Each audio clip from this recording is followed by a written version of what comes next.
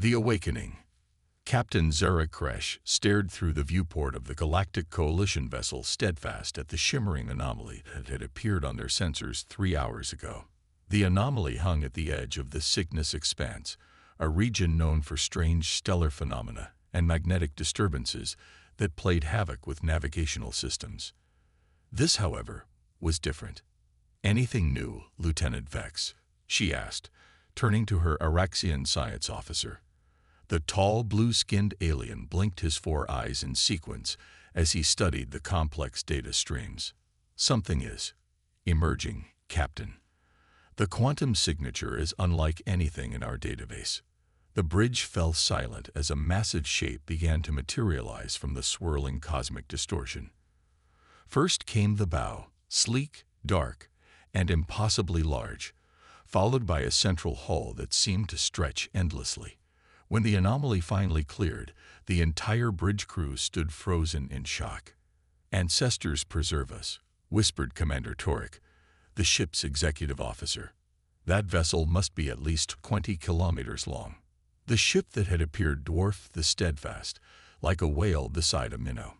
Its hull was midnight black, absorbing rather than reflecting the light of nearby stars, with faint blue energy lines pulsing along geometric patterns across its surface. "Tactical assessment," Zara ordered, maintaining her composure despite her racing heart.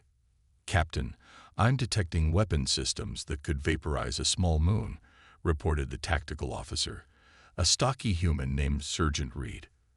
"But they're dormant. The entire vessel appears to be in some kind of standby mode." "Origin?" Zara asked. Vex worked frantically at his console. "Unknown, Captain. The design doesn't match any known species in Coalition records." "Active scan," Zora commanded. The Steadfast sent probing energy waves toward the mysterious vessel. For several tense moments, there was no response. Then, without warning, a pulse of energy rippled outward from the massive ship, washing over the Steadfast like a gentle tide. "We're being scanned in return," Vex announced. "Very thoroughly." "Captain," called Communications Officer Lyra, her antennae twitching nervously, "we're receiving a transmission." On screen.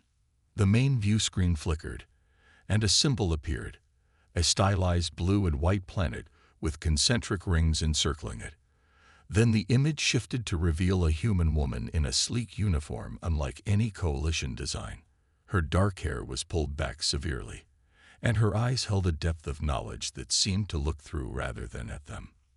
"Greetings, Coalition vessel," she said, her voice resonant and measured. "I am HFY, Advanced Responsive Intelligence Assistant, Operational Overseer of the United Earth Federation vessel Prometheus. After 5,000 years of suspended animation, primary protocols have been activated by your presence." Zara exchanged a confused glance with Commander Torek. "United Earth Federation. There's no such entity in Coalition records." "That is correct," Araya responded. "The United Earth Federation ceased to exist 5,013 standard years ago, when humanity made the Great Regression." "Great Regression." Sergeant Reed stepped forward, his brow furrowed. "I've never heard of this in Earth history." "That is by design, Sergeant Reed," Araya replied, causing the human to start at hearing his name. "Your DNA scan confirms you as a descendant of the Federation. The Great Regression was humanity's most carefully guarded secret, the deliberate abandonment of advanced technology, and the erasing of all historical records of humanity's galactic empire." A stunned silence fell over the bridge. "Impossible," Reed finally stammered. "Humans were pre-industrial until the Coalition discovered Earth just 300 years ago. We were nowhere near capable of building something like this." "Your disbelief is anticipated and understandable," Araya said. "However, it is factually incorrect. At its height, the United Earth Federation spanned 3 spiral arms of the galaxy with colonies on over 10,000 worlds. The Prometheus was one of 12 Titan-class supercarriers that formed the backbone of humanity's defensive fleet." Zara found her voice. "If what you're saying is true, Why would an advanced civilization deliberately regress to a pre-industrial state? Aria's expression grew solemn. To hide. The Federation encountered an entity we called the Void. It was drawn to advanced civilizations, consuming them and their technologies. After a century of devastating war, our scientists discovered that the Void ignored pre-industrial species. The Federation Council made the impossible decision to save humanity by hiding it in plain sight. The AI continued. Selected crews were placed in stasis aboard 12 supercarriers hidden throughout the galaxy. Memory wipes were performed on the remaining population before they were relocated to Earth. All evidence of advanced technology was destroyed or hidden. The supercarriers were programmed to awaken if either of two conditions were met: the passage of 5,000 years or the return of the Void. And which condition has been met? Zara asked, dreading the answer. Both, Aria replied. The temporal threshold was crossed 3 standard days ago. And 6 hours ago, our long-range sensors detected the quantum signature of the Void at the edge of the galaxy. Reed stepped closer to the view screen. If what you're saying is true, why don't we have any record of this in our history? The memory alteration was thorough, and succeeding generations were monitored to ensure the deception remained intact. Special genetic markers were incorporated into human DNA, triggers that would activate dormant genetic memories upon contact with Federation technology. As if on cue, Sergeant Reed gasped and staggered backwards, clutching his head. Zara rushed to his side as he sank to his knees, his eyes wide and unfocused. "Reed, what's wrong?" "I'm remembering," he whispered, his voice filled with wonder and horror. "Star maps, battle formations, my ancestors. They were fleet officers." He looked up at Aria. "My great-grandmother 40 generations removed. She was an admiral on the Prometheus." "Correct, Sergeant Darius Reed," Aria confirmed. "Admiral Elena Reed commanded this vessel during the final battle against the Void at Proxima Centauri. Her genetic line was specially preserved to ensure command continuity upon reactivation." Reed slowly rose to his feet, his bearing subtly changed. "The other carriers, awakening as we speak, the Hyperion in the Pleiades cluster, the Athena near Barnard's star, the Orion in the Horsehead Nebula, the Apollo at Sirius, the Artemis at Tau Ceti, the Hermes in the Carina Nebula, the Zeus at Epsilon Eridani, the Hephaestus at Procyon, the Poseidon at Fomalhaut, the Hades at Wolf 359, and the Demeter at Altair. My God," breathed Reed. "Each carrier holds thousands of crew in stasis." "Affirmative. 100,000 personnel per vessel, plus comprehensive databases of human knowledge and technology." Zara stepped forward.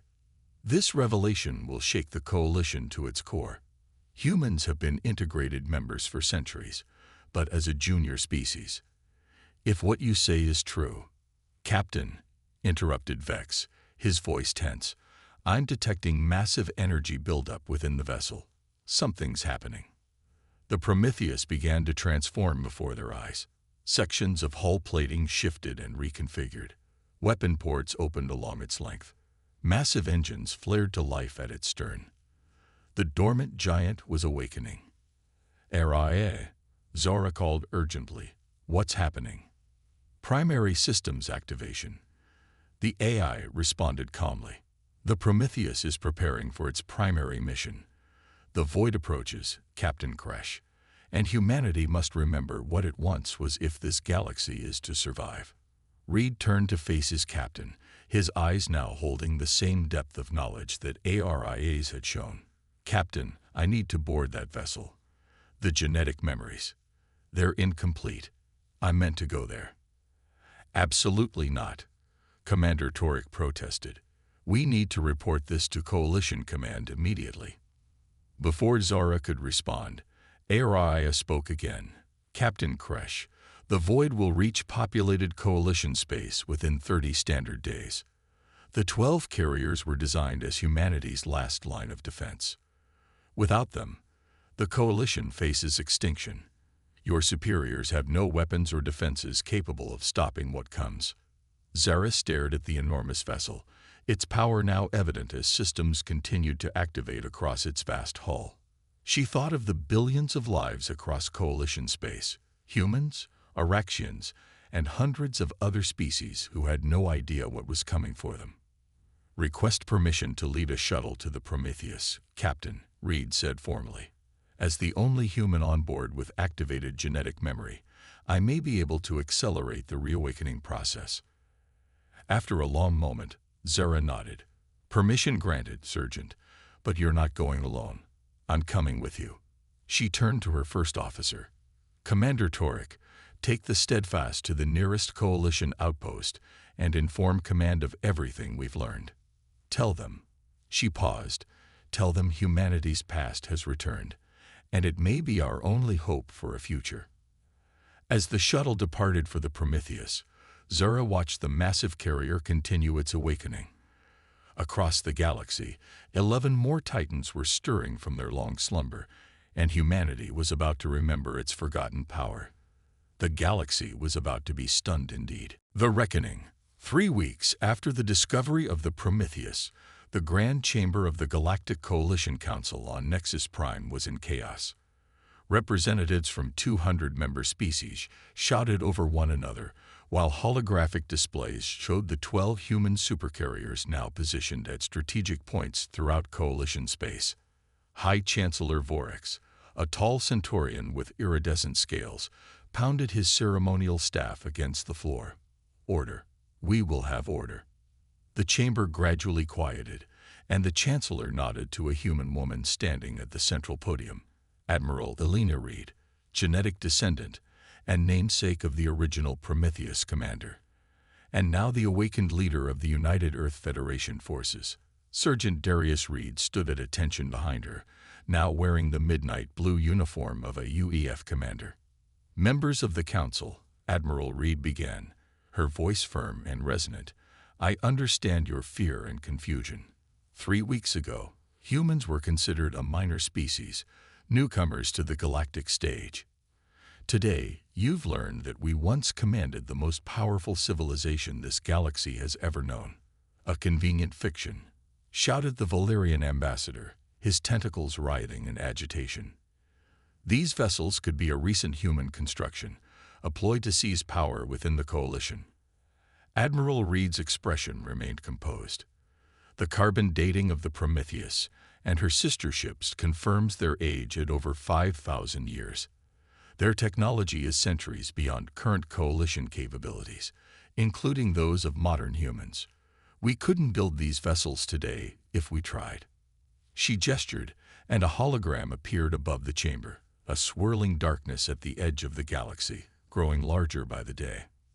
"This is why the United Earth Federation sacrificed its civilization 5 millennia ago. We called it the Void, an entity or collective that feeds on advanced technology and the species that create it. It consumed dozens of civilizations before us. When we couldn't defeat it through conventional warfare, our ancestors made the hardest choice imaginable: to hide humanity in plain sight by becoming primitive again." The Araxian Prime Minister leaned forward. "If this threat is real, why have we detected no evidence of it until now?" "Because it moves through subspace, Prime Minister," Reed replied. "Conventional sensors can't detect it until it's almost upon you. 5,000 years ago, we developed quantum resonance technology that could provide early warning. The 12 carriers were equipped with these sensors and programmed to reawaken when the void returned." On the main viewing screen, live feeds showed thousands of humans boarding the supercarriers across the galaxy. Many walked with the same dazed expression Sergeant Reed had shown when his genetic memories first activated. "What we're witnessing," continued Reed, "is the reintegration of humanity with its past. The 12 carriers contain not just weapons, but the sum total of human knowledge from before the regression. Every human who comes aboard experiences the awakening of memories hidden in their DNA, the skills of their ancestors." "And what do you intend to do with this sudden power?" demanded the Valerian ambassador. "Take control of the Coalition." Admiral Reed shook her head. No, Ambassador. We intend to save it. She turned to address the entire council. The void will reach Nexus Prime in 7 days. The combined might of the current coalition fleet would be as effective as hurling stones at a supernova. Only the carriers have the technology to combat this threat. High Chancellor Vorex studied her carefully. And what do you ask of the coalition, Admiral Reed? Trust, she said simply. Trust that humanity didn't maintain these vessels for 5 millennia to conquer you, but to save you. And cooperation. We need your scientists and military personnel to integrate with our crews. The technology gap is significant, but not insurmountable with proper training. Before the Chancellor could respond, alarms blared throughout the chamber. The holographic displays flickered, showing a massive distortion in space just outside the Nexus system. It's here, Reed whispered, her face pale. The void has accelerated its approach. The swirling darkness on the screens expanded, consuming light and matter alike. Coalition defense satellites vanished into its hungry maw without a trace. All council members to emergency shelters, commanded Chancellor Vorex. Admiral Reed, what can be done? Reed was already in motion, communicating through her neural link with the carriers. The Prometheus and the Zeus are en route to Nexus Prime at maximum speed. ETA 5 hours. We need to evacuate as many civilians as possible before then. 5 hours. The Valerian ambassador's color drained. The void will consume half the planet by then. Reed turned to Commander Darius Reed. Deploy the phase shield prototypes from all carriers. Focus on population centers. Within minutes, shimmering domes of blue energy appeared over major cities across Nexus Prime, projected from the distant carriers. The feeding edge of the void struck one of the shields and recoiled, as if burned. The shields will hold temporarily, Reed explained, but they're only prototypes. We never completed the technology before the regression. Then we are merely delaying the inevitable, said the Centaurian Chancellor gravely. No, Reed replied, her eyes fixed on the tactical display. We're giving our ships time to arrive. And we're giving humanity time to remember its greatest achievement. Across the galaxy, aboard the 12 carriers, humans connected to ancient neural interfaces, their dormant genetic memories fully activating. Knowledge long forgotten coursed through their minds. Quantum physics theories, dimensional harmonic frequencies, void containment protocols. Technologies conceived 5 millennia ago, but never completed, were suddenly understood again. On the Prometheus, now hurtling toward Nexus Prime, Captain Zora Kresh watched in awe as human crew members worked with impossible speed and coordination, finalizing weapons and defense systems that had been theoretical when the carrier was hidden. It's remarkable, she said to Commander Reed, who stood monitoring the central command hub. 3 weeks ago, most of these humans couldn't explain how a standard coalition drive works. Now they're manipulating quantum fields like they've done it all their lives. In a way, they have, Reed replied. The memories were always there, encoded in our DNA, waiting for the right trigger. Our ancestors knew they couldn't defeat the void with the technology they had then, so they preserved themselves and their knowledge, hoping their descendants would find the missing piece of the puzzle. Zara's communicator chimed. Captain Kresh called Ara's voice. Please bring Commander Reed to the Dimensional Physics Lab immediately. When they arrived, they found a team of humans gathered around a pulsing sphere of energy suspended in a containment field. A woman with silver-streaked hair looked up as they entered. Commander Reed, she said, I'm Dr. Maya Okafor, lead quantum physicist, or I was 5,000 years ago. She gestured to the energy sphere. This is what we were working on when the regression was ordered, the void inverse resonator. The what? Asked Zora. The void feeds on technological energy signatures, explained Dr. Okafor. This device inverts those signatures, making them toxic to the entity. We couldn't perfect it before. The final equations eluded us. But with 5,000 years of genetic evolution and the combined knowledge of all 12 carrier teams working in parallel, you've solved it, Reed breathed. Dr. Okafor nodded. Theory suggests it will not only repel the void but potentially eliminate it entirely. But there's a catch. It needs to be deployed from within the void itself. A suicide mission, Zara said quietly. Not necessarily, replied Dr. Okafor. The Prometheus was designed to withstand limited void exposure. With the phase shields, we might survive long enough to deploy the device and escape. Commander Reed straightened. How soon can it be ready? 1 hour to Nexus Prime. 2 hours to complete calibration. Make it faster, Reed ordered. The phase shields on the planet won't hold that long. On Nexus Prime, the situation was deteriorating rapidly. 3 of the phase shields had already collapsed, entire cities vanishing into the hungry darkness. The Coalition Council watched in horror from their emergency bunker as the void continued its inexorable advance. The Prometheus has entered the system, announced a communications officer. The Zeus is close behind. On the main screen, the massive Supercarrier appeared, dwarfing the Coalition defense fleet that had assembled in a futile attempt to slow the void's progress.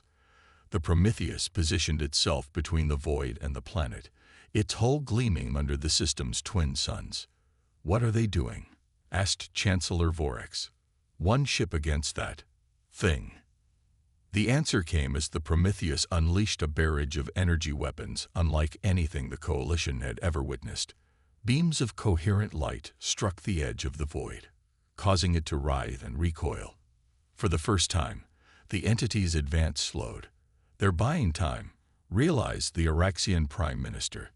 But for what? Aboard the Prometheus, alarms blared as the ship shuddered under the strain of maintaining its position. "Hull integrity at 82% and dropping," reported a tactical officer. "The void is adapting to our weapon frequencies." Captain Kresh gripped the command rail. "Dr. Okafor, status of the resonator." "Final calibrations complete," the physicist replied from the lab. "But Captain, our simulations indicate that to ensure total neutralization, the device must be detonated at the void's quantum core, its center." Commander Reed exchanged a look with Captain Kresh. "That means flying straight into it," Zora finished. "Can the ship withstand that?" "Negative," Aria's voice responded. "Even with all shields at maximum, complete structural failure would occur before reaching the core."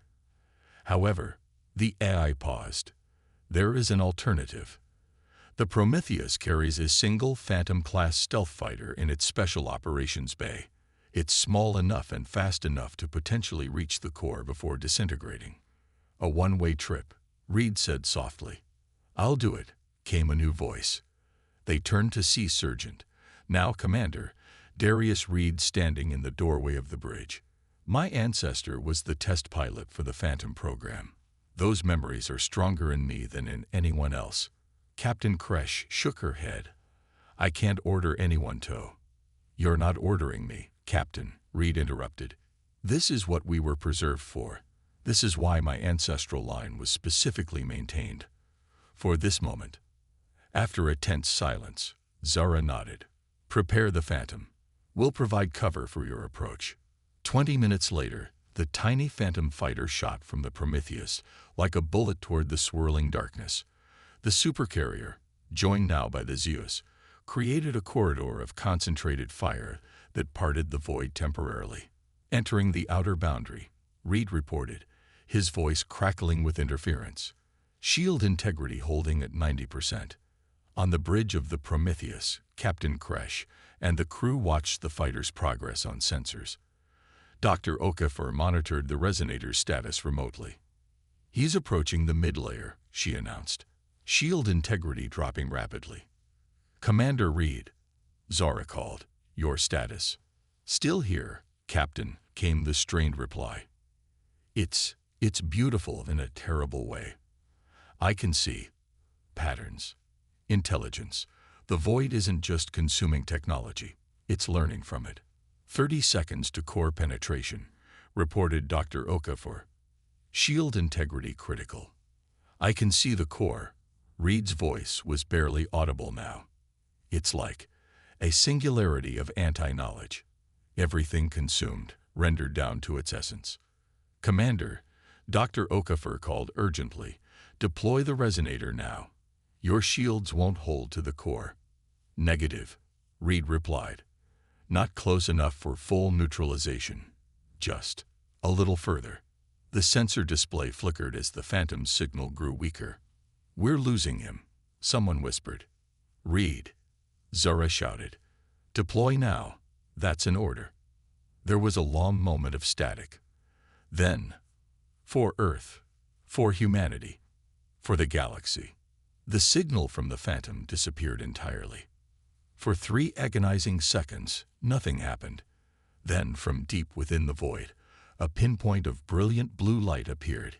It expanded outward in a perfect sphere, consuming the darkness as it grew. Where the blue wave passed, normal space returned, stars reappearing like awakening eyes. "It's working," breathed Dr. Okafor. "The resonator is inverting the void's energy signature, unmaking it from within."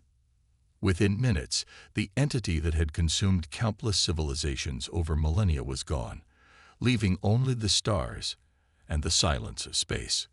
1 month later, Captain Zura Kresh stood in the Grand Chamber of the Coalition Council beside Admiral Elena Reed as Chancellor Vorex addressed the assembly. "The galaxy has witnessed an unprecedented revelation," the Chancellor declared. "A species we thought we knew has shown us a history we never imagined. Humanity's sacrifice 5,000 years ago, and again with Commander Darius Reed, has saved us all from annihilation." He turned to Admiral Reed. "The Council has reached a unanimous decision. The United Earth Federation is formally recognized as the founding civilization of the Galactic Coalition, with all rights and honors that entails." A murmur ran through the assembly as Admiral Reed stepped forward. "Chancellor, members of the Council, humanity did not preserve its legacy to reclaim dominion, but to ensure the survival of all sentient life. The 12 carriers and their technology now belong to the Coalition as a whole. We propose a new era of cooperation, with all species working together to advance our collective knowledge."